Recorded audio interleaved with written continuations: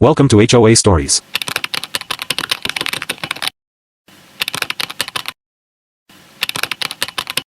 There is a kind of quiet that arrives in suburbs at 6 in the morning, a thin, deliberate silence that sounds like breath being held. On the third day after the storm, it felt thicker, as if the whole street were waiting for something to be decided. I was standing at the end of my driveway, one hand on the hood of my old Subaru, watching dew lift from the grass in tiny silver ghosts. Across the street, the maple trees trembled in a breeze that smelled faintly of cut wood and coffee. Somewhere down the block, a jackhammer had started its steady complaint. The neighborhood was waking up, but not the way it used to. My driveway had always been my border and my proof. I'd moved into 47 Willow Creek 2 years earlier, a modest, sunlit bungalow flanked by neat hedges and the kind of neighbors who borrowed sugar and stayed for dinner. The HOA sign by the mailbox, affixed with a small brass plaque and the group's meek logo, promised community standards and civic pride. That plaque had never bothered me. I mowed on Sundays. I replaced the mailbox post when it rotted. I painted the fence the exact shade of country white the rules recommended. I lived precisely within the lines because I wanted to belong. Then, mid-morning, a woman in a blazer I'd seen at every annual meeting stepped into my driveway with a clipboard like a declaration. Karen, tall, practiced smile, volume set to the exact pitch of moral outrage, told me a tow truck was on its way. "Your car is over the property line," she said, as if she were reading the weather. "The association has a zero-tolerance policy." I understood rules. I understood noise complaints and paint swatches and polite disputes. But the driveway was mine. The property plat, the paper folded in my drawer, said so.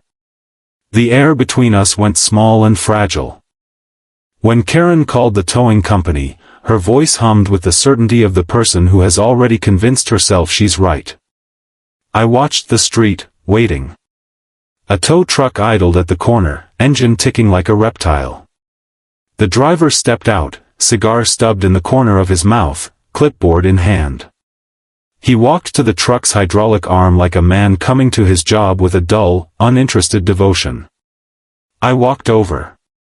"This is my property," I said, steady. Karen's smile hardened into a practiced frown. The driver glanced at the lot markers, at the faded survey stakes still poking out of my lawn from when we installed the mailbox lamp last summer. The man squinted, then took the long way round. He dialed his phone. "Sheriff's office," he said before I could ask. The belt on his trousers rattled like a small verdict. What no one in the street yet knew, what I wouldn't learn until later that afternoon, was that the quiet at 6 in the morning was the same quiet that had always preceded a shift in how things were owned and how truth was kept. I felt the weight of small decisions press on me, like a hand on my shoulder. I kept my voice calm. I kept my hand on the Subaru's hood and watched the maple leaves tremble. The jackhammer kept complaining. And somewhere, a paper moved in another townhouse across town, a meeting that would change everything. Before the fight over the driveway, life on Willow Creek had a rhythm that made bad things feel distant. My wife, Maya, worked mornings at the community clinic. She loved the way people revealed their best and worst halves under soft fluorescent lights. Our son, Armin, was 7 and fast with a skateboard. He learned the alley cats' names and could tell you who baked the best banana bread around the corner. We lived like people who believed neighborhoods were made by small courtesies, waving at the mail carrier, leaving a pie for the new neighbor, showing up to HOA potlucks with a casserole and a smile. Neighbors mattered to us. Mrs. Alvarez 3 doors down kept tulips in her front bed and hummed boleros. The Patel family held cricket nights in their garage. Even Karen had a history here. She chaired the HOA board with clinical precision, organized the holiday lights, and sent out the newsletters with lists of fines and friendly reminders. We had even, once, invited her to our 4th of July table. She ate the potato salad politely and told us how she'd worked in corporate compliance for a regional bank. She radiated rules the way some people radiate warmth. So when tension began, it came as a series of tiny fissures rather than one giant crack. The first was a letter slipped under our door, a notice about non-compliance for a hedgerow that was an inch taller than the HOA guide recommended. We trimmed the hedge the next day and left a note thanking the board for their oversight. Then came a surveyor's visit, a man with ink on his fingers and a calibrated tripod who stood at the edge of my lawn and measured with the solemnity of someone signing a contract. He claimed to be checking property lines after a routine audit. I waved him off with coffee and offered a biscuit. Over months the letters escalated in tone and specificity. A misplaced garden gnome. A mailbox flag with a new sticker. A complaint about a trampoline that Armin used twice a week and never after dusk. With each item, the board's tone slid further from helpful neighborliness into a ledger of infractions. Karen's once friendly calls developed a clipped edge. Her smile was now a signature on a legal pad. She began to host board meetings at the association hall and invited service companies that provided binding estimates. They sent out mass emails that felt like subpoenas. Rumors began to skitter through the block like stray cats. Someone said the HOA had taken on a private attorney. Someone else whispered there were plans to repurpose the adjoining greenbelt for a community parking project, a move that would alter setback rules and, perhaps, increase the land value of certain plots. At neighborhood barbecues, people smiled with practiced ease and then changed the subject when the HOA was mentioned. We lost the easy, late-night conversations about local theater and school fundraisers. Instead we measured what could be said, who might be watching. That strange meeting I'd noticed wasn't just a stray surveyor. One afternoon I saw Karen's car parked at the association hall for hours. I watched through the kitchen window as a sharply dressed man walked out to a backup of SUVs. He had the sort of careful grin that goes with title deeds and paper trails. Later that evening, an envelope slid into our mail with no return address, a notice that the board would be voting on reclassification of property lines and shared driveway easements. The language was dense and written in a voice that suggested immutability. Maya felt the changes the way a tree feels early frost, subtle at first, then suddenly everywhere. She began staying later at the clinic and came home with stories of patients fighting for small things that had turned enormous. Armin took to practicing skateboard tricks on the street more often, maybe to feel the wind and forget the binding tones of adult conversation. Our neighborly circle tightened into those we could trust implicitly, Mrs. Alvarez, who liked our son's drawings, the Patels, who shared samosas and gossip by the fence, and, quietly, Mr. Jensen across from us, retired, watchful, and fond of black coffee. Then came the surveyor's second visit, and a marked wooden stake driven into the ground right at the edge of my driveway. It looked like a punctuation mark. I planted flowers around it, as if good intentions could soften the imposition of a new boundary. The community notice came a day later. Due to updated easement agreements, enforcement begins 30 days from issuance. This was the moment trust became negotiable currency. People's faces in the newsletter were the same faces I waved to, the signatures at the bottom were familiar. The difference was in what they were now willing to do. If there was a moment that suggested a betrayal might be possible, it was at the potluck the month before the towing incident.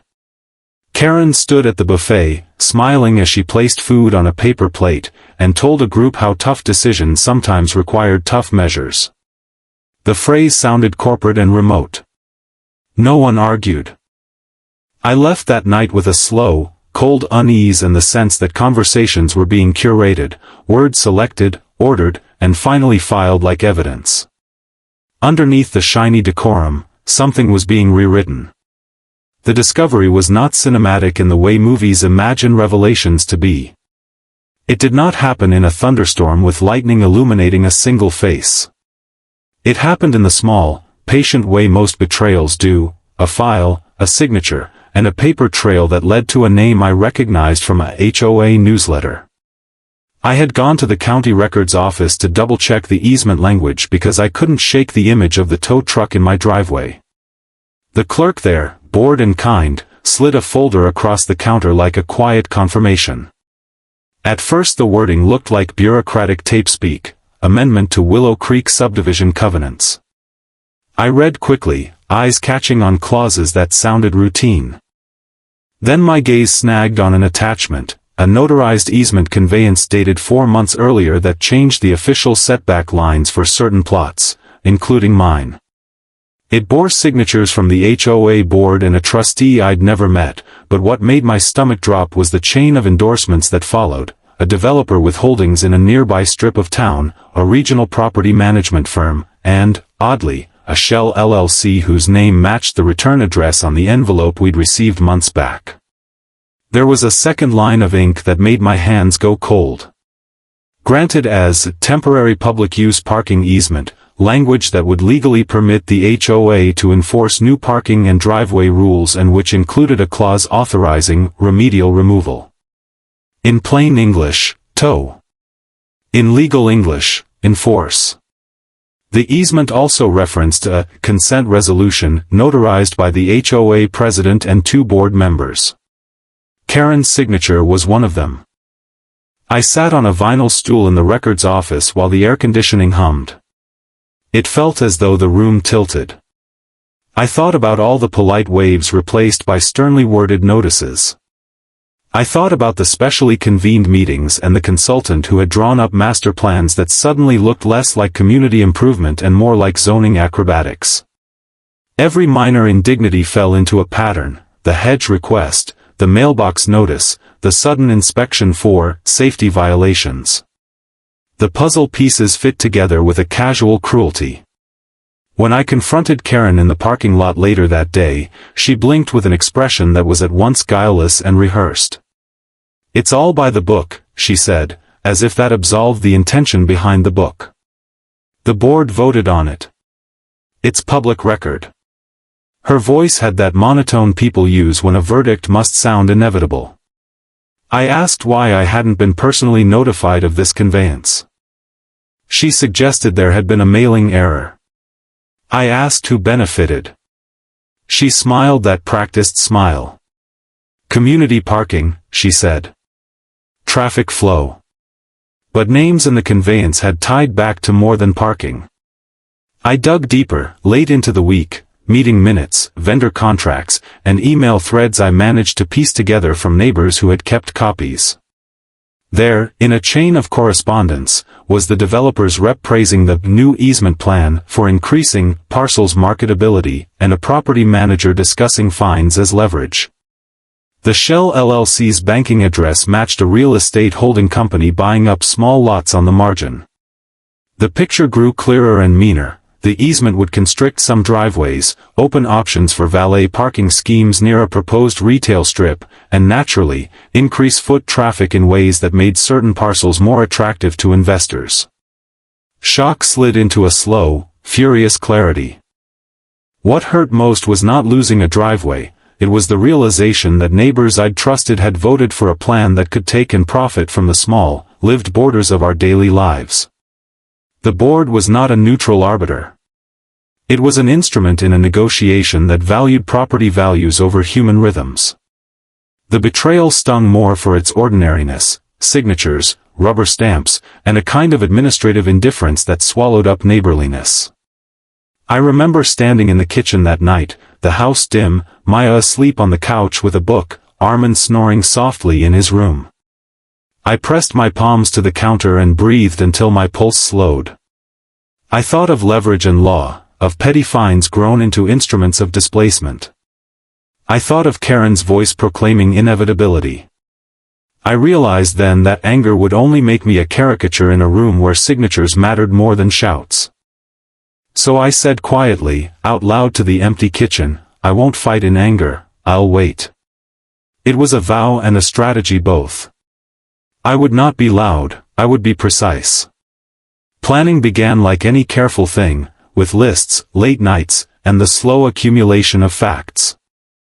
I set up a small corner of our dining room as a war room, county maps pinned to the wall, printouts stacked in neat piles, a ledger for notes. Maya, once she was awake to the magnitude, became my closest ally, a steady presence who could read legalese and translate it into a plan. We divided the work. I tracked land records and corporate ties, she handled outreach and neighborly diplomacy. We needed allies who still believed that a street was not merely a spreadsheet. My first move was procedural. I requested the HOA's full minutes from the period the conveyance had been proposed. The board, obligingly, provided redacted copies with a smile. The redactions were telling. Names were blacked out like small wounds. So we subpoenaed unredacted minutes through an attorney I located through a friend of a friend, a slow but necessary step. Attorneys bill in increments, but sometimes that currency buys time and information. We pooled resources with 3 neighbors who had also received towing warnings. The Patels, Mr. Jensen, and Mrs. Alvarez agreed to join our suit as interested parties. There was safety in numbers. At night I lay awake annotating every suspicious line in the documents. I found inconsistencies, meeting notices posted one day after the vote, minutes that cited a consent resolution, but did not attach the resolution itself, and emails from a property manager suggesting expedited action that contrasted with the board's claim of community consensus. Maya found contractual language indicating the developer would receive preferential access to certain communal maintenance funds in exchange for community improvement investments. The seeming inacuity of those investments masked a chain of kickbacks and benefit allocations. I also performed a softer kind of investigation, listening. I started going to local council meetings, quietly, and asked questions in that precise, unaccused voice that makes people answer plainly. I spoke with realtors at the farmers market under the guise of casual curiosity. One young realtor, over coffee, admitted that new parking easements could be a selling point when marketing to small commercial interests. Another neighbor remembered a lunch where Karen mentioned the developer's representative in an almost proud aside. The details threaded themselves into a narrative I could stitch in court. We hired a surveyor independent from the HOA's recommended list, a man who had no interest in pleasing a board. He came with equipment and patience and confirmed what our county record suggested: the stakes in my yard matched my deed. He prepared an affidavit stating the easement's language would not, legally, permit the towing of a vehicle legally parked on private property without additional due process. This was not cheap, but it was precise and admissible. Precision, I'd learned, cuts through moral rhetoric. I drafted letters, a legal letter demanding the HOA cease enforcement until proper notice and consent were verified, a public records request for email correspondences relating to the conveyance, and a polite but firm newsletter to the neighborhood explaining that we intended to take legal steps. We did not frame it as an attack on people, we framed it as a defense of shared civility and rights. Tension built like a quiet storm. Karen sent terse emails claiming procedural correctness. The HOA's lawyer sent a notice threatening costs if we escalated. But we had assembled facts, sworn affidavits, documentary chains, and a growing roster of neighbors who had begun to whisper about the same red flags. The Patels brought copies of letters they'd kept. Mrs. Alvarez produced a voicemail where Karen's tone sounded unusually brisk. Mr. Jensen, who'd been reticent for weeks, handed me a small flash drive with bank account ledgers showing payments from the Shell LLC to a vendor associated with Community Improvement Management. Every turn in our investigation felt like a chess move. We anticipated counters. The HOA might produce a retroactive ratification, they might claim mailing errors or procedural ambiguity. So we planned for those contingencies, depositions ready, an independent auditor on standby, and a press contact who specialized in municipal issues waiting for confirmation. Maya coordinated with neighbors to collect sworn statements about who had or had not received notices. We built a timeline that didn't shout, it arranged facts like dominoes, each one tipping to reveal the next. On the night before filing the suit, I printed everything and spread it on the dining table. The pages glowed under the lamp like evidence at the center of a halo. Maya and I drank tea and read through the chronology one last time. Armin slept through the house's quiet. He would wake up to skateboard and television with no idea of suits and covenants. I felt a tired pride. This was not about vengeance, it was about restoring a ledger where neighbors had been treated as stakeholders, not as assets. They had no idea what was coming. The courtroom smelled like paper, polish, and the neutral curry of institutional calm. We were not dramatic people by training, but the day we filed suit and entered the hearing room felt cinematic. The fluorescent lights, the low murmur of lawyers shifting papers, and the judge's robe folding like a dark promise. The HOA's attorney sat on the other side, crisp, prepared, and confident.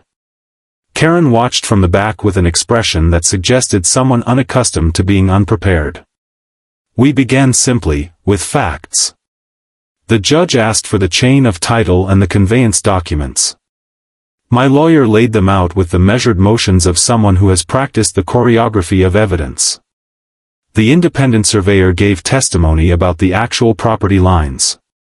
The county records clerk, called as a witness, supplied copies of the notarized conveyance and pointed out the dates and signatures. Then the rhythm accelerated, emails, meeting minutes, and a ledger from the Shell LLC that showed payments that aligned with the timing of the easement's drafting. The most potent moment came when we introduced the unredacted minutes and a deposition from the developer's representative. Under oath, the rep described a mutually beneficial arrangement, a phrase that sounded small, banal, and then suddenly corrosive when placed next to the evidence. Cross-examination revealed that preferred access to maintenance funds had been discussed as a trade-off for assistance in community transition. The phrase implied a quid pro quo that was not disclosed to all members of the HOA before the vote. The judge's face shifted minutely. The room began to listen in the way it does when a script has been broken. Karen's defense hinged on procedure, ballots had been cast, and votes recorded. Our case responded with the manner of the votes, improper notice, meetings held after votes were allegedly made, and a consultative vendor list heavily populated by companies with financial ties to the developer and the Shell LLC. The line between oversight and collusion narrowed under the weight of documentation. The HOA's attorney tried to reframe matters as administrative error and miscommunication. But the ledger entries, the timing of signatures, and the testimonies of neighbors who had not received notices formed a lattice of procedural failures. Then came the gavel sound that, in movies, marks the turning point. The judge paused, then asked a question I had not expected, whether the board had fulfilled its fiduciary duties to all members, not just to those who might benefit financially. The question opened a seam. We presented financial statements that suggested the board had not acted transparently. We showed the affidavit that Mr. Jensen had provided about a private meeting where Karen had praised the developer's vision. We played an audio clip, obtained through legal channels, of that meeting where phrases like, streamline approvals, and prioritize parcels, had been used in a way that implied preferential treatment. The courtroom, usually a place of damper gestures, leaned forward. The media, invited at our discretion by the press contact who had been following the administrative oddities, took notes. A local reporter asked a pointed question after the hearing: was there a deliberate attempt to change property rights to benefit third parties? The attorney for the HOA blustered but could not deny the ledger entries when presented on screen.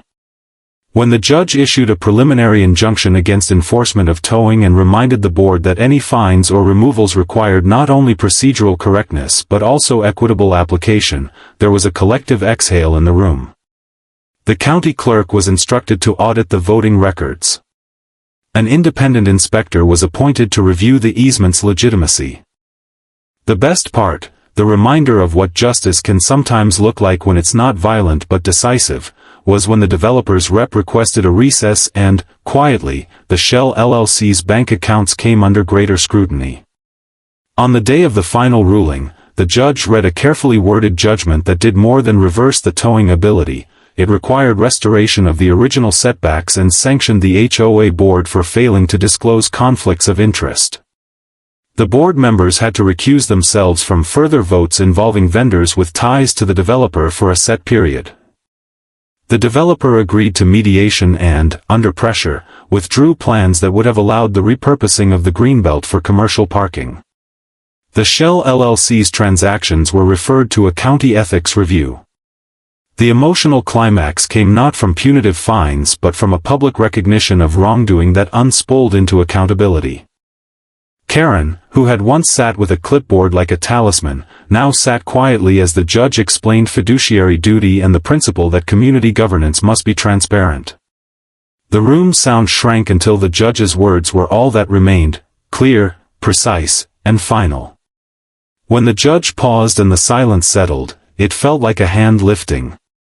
People clapped, not wildly, but with a sincere and soft kind of relief. Outside the courthouse, neighbors hugged. The Patels cried a little. Mrs. Alvarez held my shoulder and laughed through sniffles. Maya squeezed my hand and mouthed, "We did it," like it was something sacred and improbable. The media ran a small story about community vigilance versus predatory moves masked as improvement. The headlines were not sensational, they were exact. "Neighbors stop unconsented easement," a local paper wrote. The tug-of-war over boundaries had been resolved not with force but with paper, persistence, and the steady insistence that rights, once infringed, can be reclaimed. Yet the poetic twist came later that week when, at the HOA's subsequent general meeting, new language mandating transparent disclosure and conflict of interest penalties was put forward by members who had once voted blindly. Karen, facing a renewed membership and an enforced code of disclosure, resigned from the board in a letter that read like a concession speech. I expected vindictiveness from her, something dramatic, but instead she left with a short, oddly deferential note about prioritizing family. The device of cruelty, when exposed, often shrinks. I stood in my driveway at dusk the evening after the final ruling. Armin was inside playing video games, oblivious to the legal choreography that had kept his skate ramps intact. The tow truck that had loomed like a menace months earlier was gone from the corner. The maple leaves stirred in the twilight and the sound of a distant jackhammer had receded to a memory. Justice had not thundered, it had unfolded like a well-executed plan. The quiet that returned was the kind that means work has been done and the line, both legal and moral, had been redrawn. After the storm of filings and hearings, peace arrived like a careful neighbor knocking on the door. The neighborhood resumed its ordinary, imperfect rhythms. People mowed on Sundays. The Patels hosted cricket nights again. Mrs. Alvarez and I traded tulip bulbs at the edge of spring. Armin skateboarded with a bravado refined by a new softness. He knew the street had been defended, and he rolled with a boy's confidence that borders matter. What I learned was not purely legal. I learned that community is a contract that must be actively renewed. Rights are not guarantees, they are agreements that rely on vigilance and participation. I learned that bureaucracy can be weaponized against those who assume benevolence is enough. Most importantly, I learned that justice, when pursued with patience and precision, can be restorative rather than merely punitive. Karen's resignation allowed us to reconstitute the board with members who had no hidden financial motives, teachers, a nurse, a small business owner. We rewrote the bylaws to require notarized disclosures and an independent audit for any proposed easement affecting private property. The language was technical and careful because small words make large differences.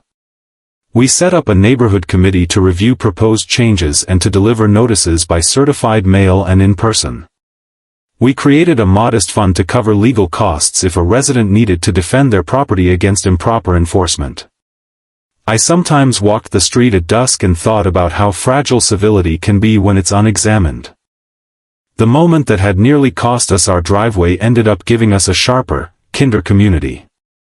People who once avoided HOA meetings began to attend. The act of showing up, of being a witness, proved more powerful than I had assumed. Armin grew up with a lesson few children get, that rules protect only when they're written with integrity and enforced with fairness. On a late autumn afternoon, I planted a small tree at the corner of our lot where the surveyor's stake had once stood. It was a modest thing, a sapling with a thin trunk and bright leaves, but it felt like a memorial to the slow, steady work that justice sometimes requires. When the wind picked up, the leaves whispered. I touched the bark and felt the same quiet I had first noticed on that morning with the jackhammer and the maple breeze. Justice, I realized, wasn't about revenge. It was about realignment, aligning people with the promises they make to one another. It was about quiet restoration and the relief that follows when a community remembers what it is to be neighbors rather than assets. If this story resonated with you and you enjoy smart, emotional HOA revenge tales that favor method over malice, hit like and subscribe. Share it with someone who loves stories about small victories and big heart. Thanks for watching, and remember, show up, read the fine print, and protect the borders that make your life yours.